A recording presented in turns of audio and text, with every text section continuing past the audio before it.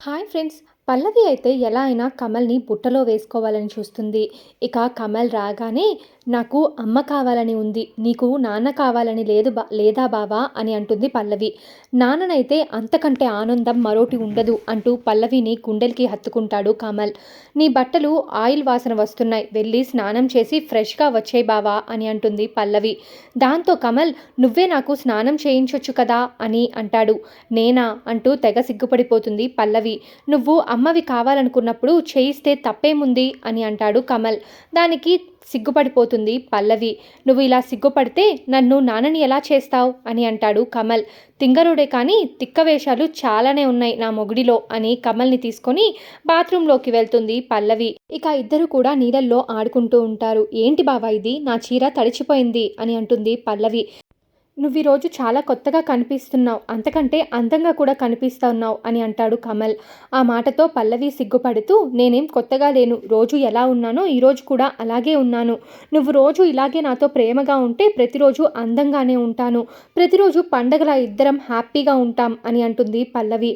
ఆ మాటతో అవునా అంటూ ఇక పల్లవిని అయితే హత్తుకుంటాడు. ఇలాగే హ్యాపీగా ఉందాం అని కమల్ అంటే నేను కాదంటానా బావా లేక వద్దంటానా బావా అని కమల్ గుండెలపై వాలిపోతుంది పల్లవి. ఆ తర్వాత కమల్ని చూస్తూ ప్రేమగా నేను దగ్గరవ్వగానే నా రూట్లోకి వచ్చాడు. నిన్ను ఇలాగే గుప్పెట్లో పెట్టుకొని నాకు ఉపయోగపడే విధంగా మార్చేస్తా అని అనుకుంటుంది పల్లవి. ఇక మరోవైపు తన ఫ్రెండ్స్ని ఇంటికి పిలిచి తన గదిలో మందు పార్టీ ఇస్తుంది శ్రేయ. వాళ్ళతో తాగి తందనాలాడుతూ డాన్సులు చేస్తూ ఉంటారు. ఇక అక్కడికి అవని అయితే వస్తుంది. ఏంటి మీరు చేసేది, బుద్ధుందా, ఇలా తాగుతారా అని చెప్పి అవని అయితే ఫ్రెండ్స్తో పాటు శ్రేయాని కూడా తిడుతూ ఉంటుంది. నేను తాగితే నీకెందుకు అని శ్రేయ అంటుంది. ఇంట్లో మందు పార్టీ చేసుకుంటారా బుద్ధి లేకుండా అని అవని అనడంతో ఏం మాట్లాడుతున్నావు, బుద్ధి లేనిది నీకా నాకా, నా ఫ్రెండ్స్ ముందు నన్ను బుద్ధి లేదని అంటావా, అసలు నీకు బుద్ధి ఉందా అని తిట్టేస్తుంది శ్రేయ. ఇక శ్రీకర్ అందుకొని మా గదిలో మేము తాగుతుంటే మీకేంటి నొప్పి అని అంటాడు. ఇంతలో పార్వతి నోరు ముయ్యరా, ఇంట్లో తాగి తందనాలాడతావా, నా కొడుకు బుద్ధిమంతుడు, నీ కారణంగా వాడు ఇలా తయారయ్యాడు అని అంటుంది. నేనేం చిన్నపిల్లోడిని కాదు శ్రేయ చెప్తే చెడిపోవడానికి అని అంటాడు శ్రీకర్.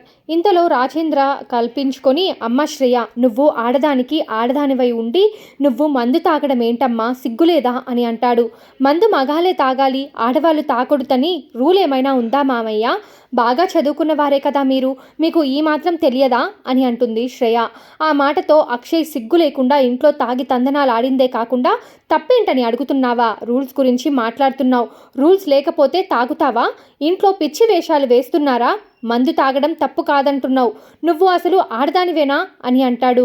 ఆ మాటతో శ్రీకర్కి రోషం వస్తుంది. ఏంటన్నయ్య ఊరుకుంటే రెచ్చిపోతున్నావు, నువ్వు వదినా మీ గదుల్లో కూర్చోండి, ఏం చేస్తున్నారన్నది మేము ఎప్పుడైనా అడిగామా, మా గదిలో మేము చేసుకుంటే మీకెందుకు అని అంటాడు. మీరేం చేసినా అడగకూడదని అంటారా అని అంటుంది అవని. అదే చెప్తున్నా, తెలుగులో చెప్తుంటే నీకు అర్థం కావడం లేదా, మీకు నచ్చినట్టు మీరుంటున్నారు కదా, మరి మాకు నచ్చినట్టు మేముంటే తప్పేంటి అని అంటుంది శ్రేయ. ఆ మాటతో అక్షయ్ మీకు నచ్చినట్టు ఉంటామంటే కుదరదు, ఇది ఉమ్మడి కుటుంబం, సభ్యత సంస్కారం గుర్తుపెట్టుకొని బిహేవ్ చేయండి అని అంటాడు.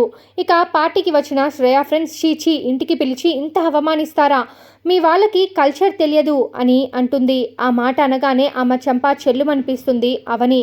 ఏంటి మాకు కల్చర్ తెలియదని అంటావా, అసలు కల్చర్ పుట్టిందే మా ఇంట్లో అంటూ అవని అయితే క్లాస్ పీకుతుంది. పరాయి వాళ్ళ ఇంటికి వచ్చి మందు కొట్టడం కల్చరా, మత్తులో తాగి ఊగడం కల్చరా, చెప్పండి ఏంటి మీ కల్చర్, నిన్ను కన్నవాళ్ళు నీకు కల్చర్ గురించి నేర్పించి ఉంటే నువ్వు ఇలా మాట్లాడేదానివి కాదు అంటూ కల్చర్పై పెద్ద ప్రసంగం స్టార్ట్ చేస్తుంది అవని. ఆమె ప్రసంగాలను భరించలేక ఇంట్లో నుంచి వెళ్ళిపోతున్నారు శ్రీకర్ అలాగే శ్రేయలు.